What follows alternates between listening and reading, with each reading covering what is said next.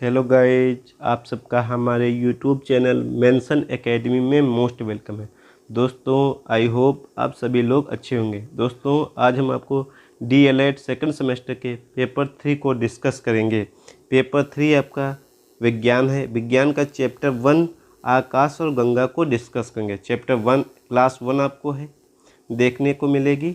बेहतरीन नोट्स के साथ आपको यह क्लास देखने को मिलेगी। क्लास 1 आज है। चैप्टर 1 है पृथ्वी और आकाश, जिसमें से एक हेडिंग है पृथ्वी पर जीवन की उत्पत्ति कैसे हुई। Origin of life on earth किसे कहते हैं। क्वेश्चन दोस्तों ये पूछा जा सकता है DLED में, इसीलिए आप इस पर स्टार बना लीजिए।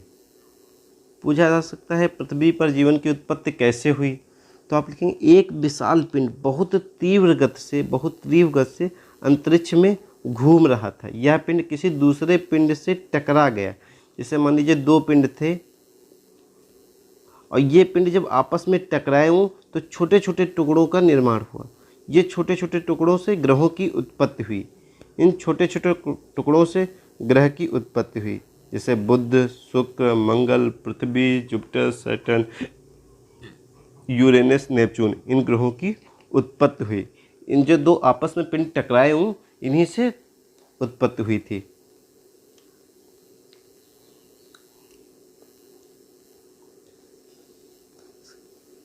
यह पिंड टुकड़ों में टूट गया, जिससे विभिन्न ग्रहों का निर्माण हो, जैसे पृथ्वी, मंगल, बृहस्पति आदि ग्रह इस पिंड के टुकड़े हैं। जो टुकड़े हैं इन्हीं से ग्रहों की उत्पत्ति हुई है। पृथ्वी अपनी उत्पत्ति के समय अत्यधिक गर्म थी, लचीली थी और आग के गोले जैसी धधकती हुई थी। आग का गोला जैसे होता उस समय धधक रही थी पृथ्वी अपनी उत्पत्ति के समय। धीरे धीरे करोड़ों वर्षों में इसके ठंडा एवं संगठित होने से ऊपरी परत ठोस बनती चली गई। ऊपरी परत जो थी वो ठोस बनती चली गई। आज से लगभग 50 से 60 करोड़, ये बहुत दिनों की बात है, वर्ष पूर्व महासागरों एवं वायुमंडल में अनुकूल गैसें, वाष्प, खनिज लवण, जैव रसायनों आदि की रही होगी।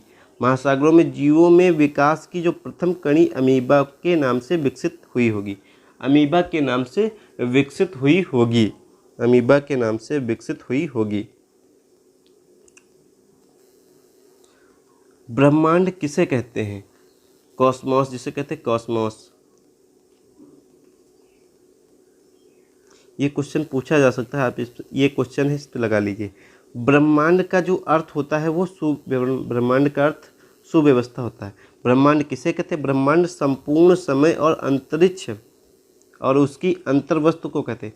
इसमें सौरमंडल जिसे सोलर सिस्टम कहते हैं, ग्रह जिसे प्लेनेट कहते हैं, चंद्रमा जिसे मून कहते हैं, तारे जिसे स्टार्स कहते हैं, आकाशगंगा जिसे गैलेक्सीज कहते हैं और अंतरिक्ष आदि शामिल है। ब्रह्मांड जो होता है संपूर्ण समय और उसकी अंतरिक्ष और उसकी अंतर्वस्तु को कहते हैं। इसमें सौरमंडल, ग्रह, चंद्रमा, तारे, आकाशगंगाएं आदि शामिल होती हैं।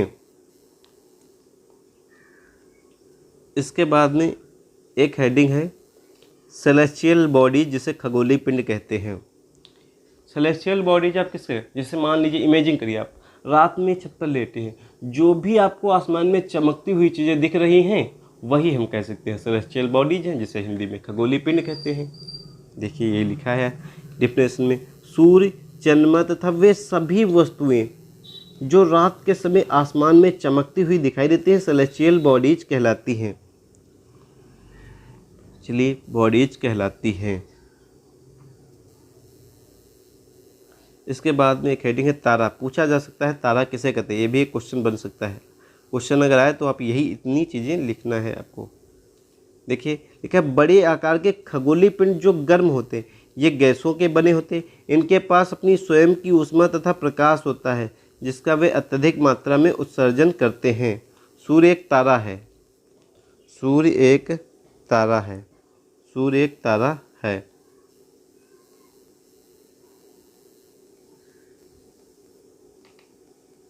तारामंडल या कॉन्स्टिलेशन किसे कहते हैं।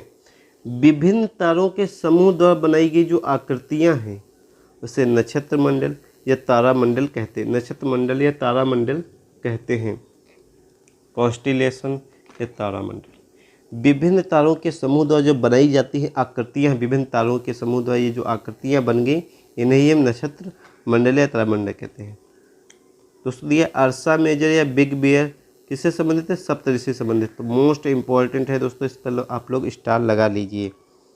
ये कंपटीशन में पूछा जा सकता है कि अर्सा मेजर बिग बेयर किससे संबंधित है? तो सप्तऋषि से संबंधित है। या इस टाइप से भी पूछा जा सकता है कि सप्तऋषि से संबंधित है कौन? अर्सा मेजर या बिग बेयर, आप लगा सकते हैं। नोट में दोस्तों एक पॉइंट लगा है, तारों की सहायता से हम रात के समय दिशा का निर्धारण कर सकते हैं। ध्रुव तारा पृथ्वी के उत्तरी ध्रुव की सीध में होने के कारण हमेशा उत्तर दिशा की ओर दिखाई देता है, क्योंकि तारों की सहायता से ही हम रात में दिशा, डायरेक्शन का निर्धारण कर सकते हैं। ध्रुव तारा जो है पृथ्वी के उत्तरी ध्रुव के सीध में होने के कारण हमेशा उत्तर दिशा की ओर दिखाई देता है। इसके बाद एक हेडिंग है सूर्य किसे कहते हैं? जैसे सन कहते हैं इंग्लिश में। सूर्य जो है सोलर सिस्टम के केंद्र में है। यह विशाल है और बेहद गर्म गैसों का बना है। इसका खिंचाव बल इससे सोलर सिस्टम को बांधे रखता है। सूर्य सोलर सिस्टम के लिए ऊष्मा और प्रकाश का अंतिम स्रोत है। सूर्य पृथ्वी से लगभग 150 मिलियन किलोमीटर दूर है। सूर्य से ऊष्मा का उत्पादन न्यूक्लियर फ्यूजन की प्रक्रिया के दौरान होता है, जिसमें H2 के अणु परस्पर मिलकर हीलियम के मॉलिक्यूल बनाते हैं। कह रहा है सूर्य से जो ऊष्मा का उत्पादन होता है किससे होता है? न्यूक्लियर फ्यूजन की प्रक्रिया दे रहा होता है, जिसमें H2 के अणु परस्पर जब मिल जाते हैं तो हीलियम के मॉलिक्यूल बन जाते हैं और परिणाम स्वरूप अत्यधिक मात्रा में एनर्जी का उत्सर्जन होता है। इसके परिणाम स्वरूप जो अत्यधिक मात्रा में एनर्जी का उत्सर्जन होता है। प्रकाश वर्ष बराबर क्या होता है? दूरी मापन की इकाई। तो मोस्ट इंपॉर्टेंट है दोस्तों, यहाँ पर स्टार आप लोग लगा लीजिए। पूछा जा सकता है कि दूरी मापन की इकाई किसे? प्रकाश वर्ष को कहते हैं। एक प्रकाश वर्ष बराबर होता है 9.46 गुणे 10 की पावर 15 मीटर।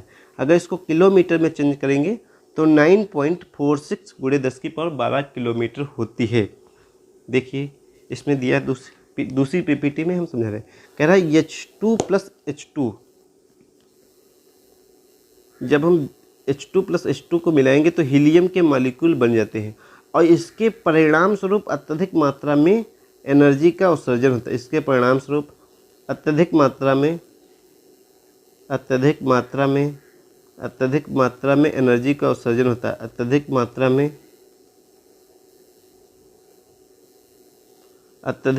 में एनर्जी का उत्सर्जन होता है। किसका? एनर्जी का उत्सर्जन होता है। उत्सर्जन होता है।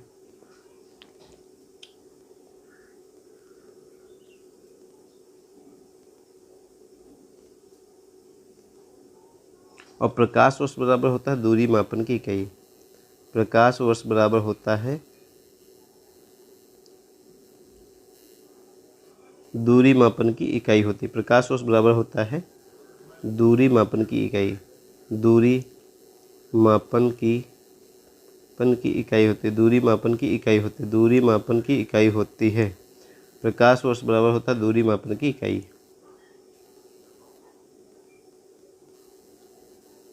देखिए ये यहाँ पर दिया भी है।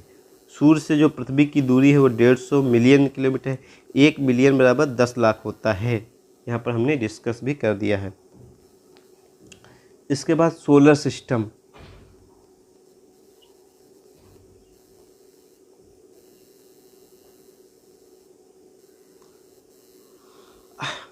सूर्य से बढ़ती दूरी के अनुसार जो इनका क्रम है, आरोही क्रम में लिखे गए हैं ग्रहों के नाम। मरकरी को हम बुध कहते हैं, यह सबसे छोटा ग्रह है। मरकरी को हम बुध कहते हैं, सबसे छोटा ग्रह है। इसका बुध का जो ग्रह का है, इसका जो भाग सूर्य के सामने आता है, इसका तापमान लगभग 427 डिग्री सेंटीग्रेड होता है। यहाँ पर जीवन संभव नहीं है। लाइफ जो है वो इम्पॉसिबल है। यहाँ एटमॉस्फेयर भी नहीं पाया जाता है। क्योंकि यहाँ पर टेम्परेचर बहुत ज़्यादा होता है, इसलिए यहाँ पर ना जीवन संभव है ना एटमॉस्फेयर है। यहाँ का जो तापमान होता है लगभग 427 डिग्री सेंटीग्रेड होता है।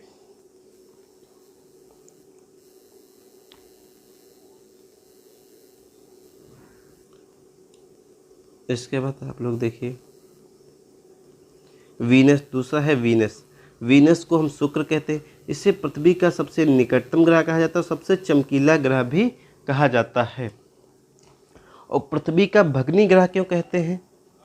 क्योंकि इसका आकार पृथ्वी से मिलता जुलता, शुक्र का जो आकार है वो पृथ्वी से मिलता जुलता, इसीलिए पृथ्वी का भग्नी ग्रह कहते हैं। भग्नी का मतलब होता है बहन, भग्नी का मतलब होता है बहन, भग्नी का मतलब होता है बहन।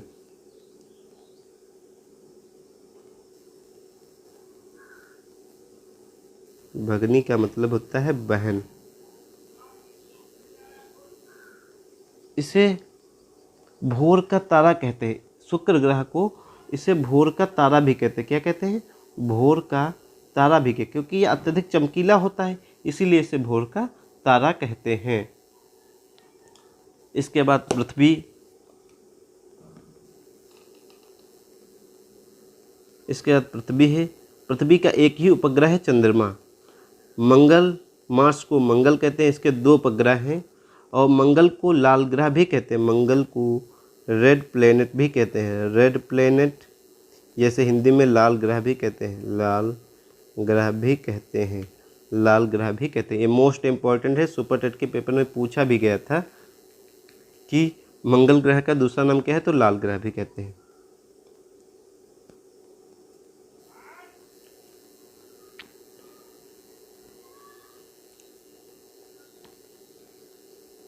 इसके बाद दोस्तों एक क्वेश्चन है,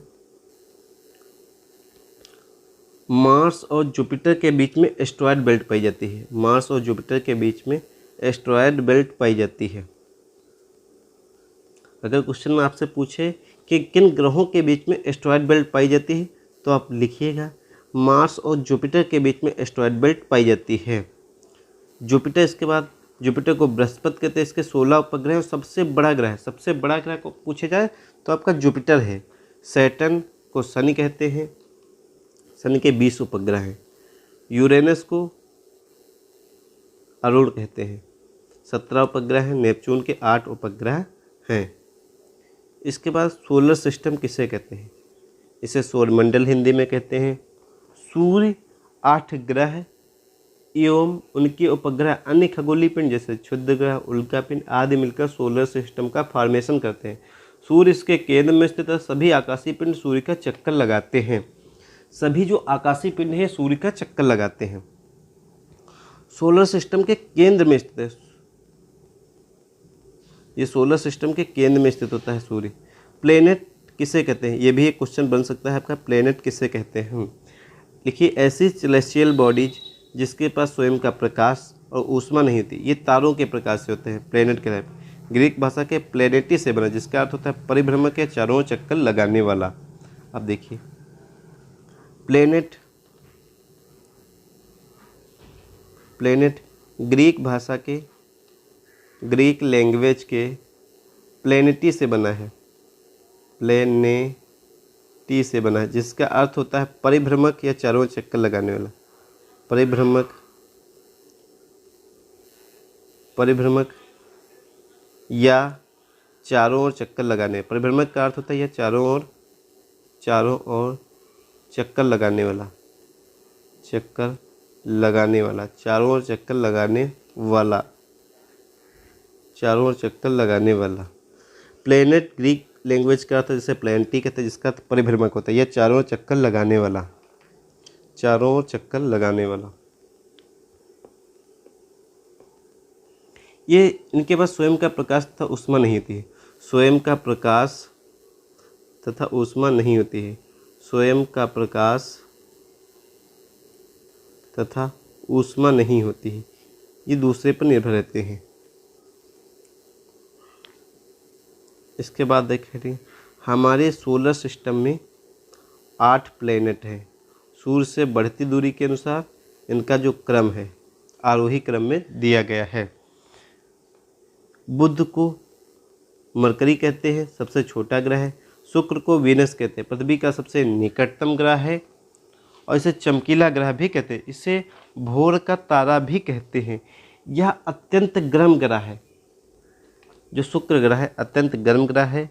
इसका तापमान लगभग 480 डिग्री सेंटीग्रेड के बीच में होता है। यह पृथ्वी से लगभग इसकी जो दूरी है वो 40 लाख किलोमीटर दूरी है। 40 लाख किलोमीटर दूरी पर स्थित है। दोस्तों अभी हम दिखा है जैसे शुक्र ग्रह है, शुक्र ग्रह के बारे में हम डिस्कस करेंगे। शुक्र ग्रह जो है इसे पृथ्वी का भगनी ग्रह, पृथ्वी का भगनी ग्रह, पृथ्वी का भगनी ग्रह भी कहते हैं। इसे भोर का तारा भी कहते हैं क्योंकि अत्यधिक चमकीला होता है। भोर का तारा भी कहते हैं और इसे कहते हैं पृथ्वी का सबसे निकटतम ग्रह है। पृथ्वी का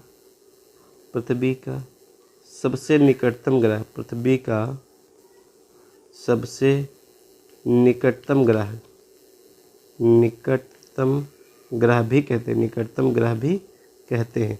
इसके बाद आता है इसकी जो दूरी होती है, पृथ्वी से दूरी जो होती है शुक्र ग्रह की, वो 40 लाख किलोमीटर दूर होता है। 40 लाख मतलब हम कह सकते हैं 4 मिलियन किलोमीटर दूर होती है। तो पृथ्वी ग्रह है जैसे ये, और ये शुक्र ग्रह, इसकी जो दूरी डिस्टेंस होती है ये 40 लाख किलोमीटर दूरी होती है। यह अत्यंत गर्म ग्रह है, यह अत्यंत गर्म ग्रह भी है।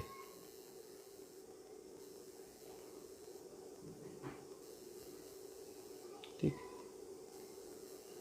पृथ्वी को अर्थ कहते हैं और पृथ्वी का एक ही उपग्रह है जिसे चंद्रमा कहते हैं। पृथ्वी का एक ही उपग्रह है जिसे चंद्रमा कहते हैं। मंगल को मार्स कहते हैं, इसे लाल ग्रह भी कहते हैं। यह बृहस्पति को जुपिटर कहते हैं, सबसे बड़ा ग्रह है, सबसे बड़ा ग्रह है। इसे अमोनिया के बादलों का गोला कहा जाता है। इसका दूसरा नाम है अमोनिया के बादलों का गोला कहा जाता है। अमोनिया के बादलों का गोला कहा जाता है, अमोनिया के बादलों का गोला कहा जाता है। सैटर्न को सन कहते हैं, यूरेनस को अरुण कहते हैं, नेपच्यून को वरुण कहते हैं। सभी जो प्लेनेट है एक दीर्घवृत्त, सभी प्लेनेट एक निश्चित दीर्घवृत्ताकार पथ पर घूमते हुए सूर्य का चक्कर लगाते हैं। इस पथ को ऑर्बिट कहते हैं, इस पथ को ऑर्बिट कहते हैं।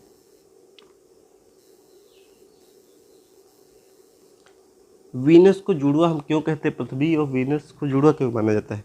वीनस को पृथ्वी का जुड़वा माना जाता है क्योंकि इसका आकार पृथ्वी से मिलता जुलता है। वीनस प्लेनेट अत्यधिक चमकीला होने के कारण इसे भोर का तारा कहते हैं, इसे भोर का तारा कहते हैं। अगस्त 2006 तक मोस्ट इम्पॉर्टेंट पॉइंट है, इस पर आप स्टार लगा लीजिए। प्लूटो को सोलर सिस्टम का ग्रह माना जाता था। अंतर्राष्ट्रीय खगोलीय संगठन के नियम, अब यह ग्रहों की श्रेणी में नहीं आता क्योंकि यह नेपच्यून की कक्षा को काटता है। अभी इसे बौने ग्रहों की श्रेणी में रखा गया है। आर्यभट्ट प्राचीन भारत के एक प्रसिद्ध खगोल शास्त्री, उन्होंने कहा कि परावर्तित सूर्य के प्रकाश के कारण चंद्रमा और ग्रह चमकते रहते हैं। जुपिटर, सैटर्न, यूरेनस के चारों छल्ले हैं। ये बेल्ट असंख्य छोटे छोटे पिंडों से मिलकर बने होते हैं। अर्थ किसे? सूर्य की दूरी के अनुसार यह तीसरा ग्रह है। आकार में सोलर सिस्टम का 5वां ग्रह है। पृथ्वी का आकार पूरी तरह गोल न होकर यह ध्रुवों पर चपटी है। इसका स्वयं का अपना एक आकार है जिसे भूभाग कहते हैं। सूर्य की दूरी के अनुसार यह तीसरा ग्रह है। आकार में सोलर सिस्टम का 5वां। पृथ्वी का आकार जो होता है वो गोल नहीं, पृथ्वी जो है वो गोल नहीं है। यहाँ इसके ध्रुव होते, ये चपटी होती, तो इसका आकार ये इस टाइप से हो जाता है। ये पृथ्वी का आकार सही है।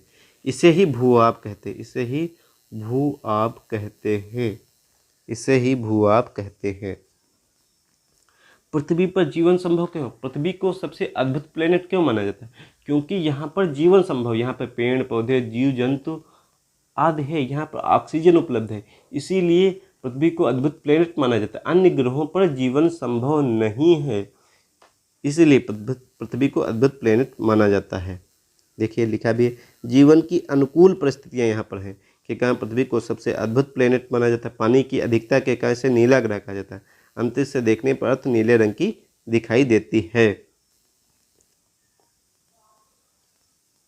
चंद्रमा ये पृथ्वी का एक उपग्रह भी है। अगर आपसे पूछा जाए क्वेश्चन पृथ्वी का उपग्रह कौन सा है तो एक ही है, वो है चंद्रमा। ये मोस्ट इंपॉर्टेंट है पॉइंट, पूछा जा सकता है, क्वेश्चन ये बन सकता है। हमारी पृथ्वी के पास केवल एक प्राकृतिक उपग्रह चंद्रमा है। यह पृथ्वी से 3,84,400 किलोमीटर की दूरी पर स्थित है।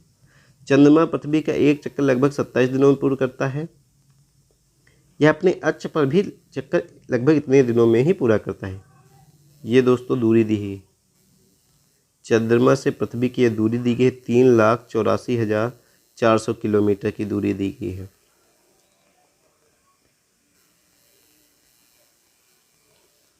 ये अर्थ है, ये चंद्रमा चक्कर लगाता है तो लगभग 27 दिनों में लगता है। अर्थ का जब चंद्रमा चक्कर लगाता है तो लगभग 27 दिनों में पूर्ण कर पाता है, और यह अपने अक्ष पर भी जब चक्कर लगाता है तो लगभग 27 दिनों में ही पूर्ण कर पाता है। मतलब दोनों दिशा में 27 दिनों में ही पूरा करता है। इसलिए अर्थ से देखने पर चंद्रमा का केवल एक ही भाग हमें दिखाई दे। इसकी सतह पर पर्वत, मैदान एवं गड्ढे हैं जो चंद्रमा की सतह पर शैडो बनाते हैं। पूर्णिमा के दिन चंद्रमा पर शैडो को देखा जा सकता है। सूर्य से बढ़ती दूरी के अनुसार प्लेनेट इस प्रकार हैं।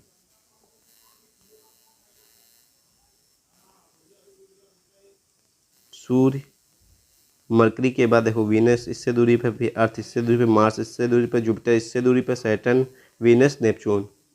दोस्तों इसमें मोस्ट इंपॉर्टेंट पॉइंट ये है, मरकरी, वीनस, अर्थ, मार्स किससे बने होते हैं? शायद आप लोग को भी पता ना भी हो, ये चट्टानों से मिलकर बना होता है। Jupiter, Saturn, Uranus, Neptune gas और वाष्प से मिलकर बने होते हैं। नील आर्मस्ट्रांग 21 जुलाई 1969 को चंद्रमा की सतह पर कदम रखने वाले पहले व्यक्ति थे। 21 जुलाई 1969 को चंद्रमा की सतह पर कदम रखने वाले पहले व्यक्ति थे। सैटेलाइट किसे कहते हैं? सैटेलाइट दो टाइप से होते हैं, एक नेचुरल सैटेलाइट होते हैं, एक ह्यूमन मेड सैटेलाइट होते हैं। नेचुरल सैटेलाइट मतलब जो प्रकृति द्वारा बनता है, और ह्यूमन मेड सैटेलाइट जो मानव द्वारा बनाया जाता है। और सैटेलाइट किससे कहते हैं? देखिए, ग्रहों के जो ग्रहों के चारों चक्कर लगाने वाले पिंड होते हैं उन्हें ही सैटेलाइट कहते हैं। सबसे ज़्यादा उपग्रह वाला ग्रह सैटर्न है, इसके पास 20 उपग्रह हैं। ह्यूमन मेड सैटेलाइट किसे कहते हैं? मानव निर्मित उपग्रह एक कृत्रिम पिंड है। यह वैज्ञानिकों के द्वारा बनाया गया है, जिसका उपयोग यूनिवर्स के बारे में जानकारी प्राप्त करने में एवं पृथ्वी पर संचार माध्यम के लिए किया जाता है। इसे रॉकेट के द्वारा अंतरिक्ष में भेजा जाता है, अर्थ की सतह पर स्थापित कर लिया जाता है। INSAT, IRS, EDUSAT. एस्ट्रॉयड या क्षुद्र ग्रह किसे कहते हैं? तारों, ग्रहों और उपग्रहों के अतिरिक्त असंख्य छोटे छोटे आकाशीय पिंड क्षुद्र ग्रह कहलाते हैं। सोलर सिस्टम में ये मंगल एवं बृहस्पति की कक्षाओं के बीच में स्थित रहते हैं एवं सूर्य की परिक्रमा करते हैं। मंगल, मार्स और जुपिटर की कक्षाओं के बीच में स्थित रहते हैं एवं ये भी सूर्य की परिक्रमा करते हैं।